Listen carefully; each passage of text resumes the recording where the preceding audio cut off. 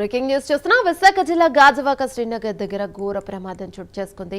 ఆగి ఉన్న లారీని బస్సు ఢీకొట్టింది. ప్రమాదంలో 3 మృతి చెందారు. మరో 7 గాయాలయ్యాయి. వెంటనే వారిని ఆసుపత్రికి తరలించారు. రాజమండ్రి నుంచి పార్వతీపురానికి బస్సు వెళ్తుండగా ఈ ఘటన జరిగింది. మృతుల్లో 2 మహిళలు, బస్సు అసిస్టెంట్ డ్రైవర్ ఉన్నారు. మృతులు విజయనగరం జిల్లా బొండపల్లికి చెందిన ఈశ్వరమ్మ, బస్సు అసిస్టెంట్ డ్రైవర్ రాంబాబుగా గుర్తించారు.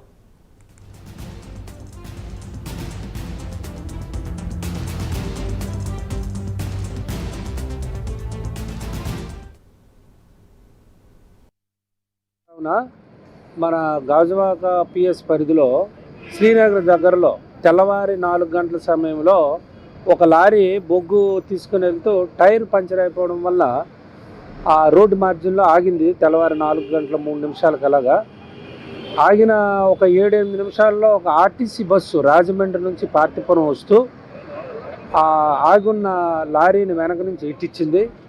ఆ ఇంపాక్ట్ వల్ల బస్సులో ఉన్న 3 కో డ్రైవరు, 2 ప్యాసింజర్లు చనిపోయారు స్పాట్లోనే. మిగతా 7 గ్రీవియస్ ఇంజరీస్ అయ్యాయి.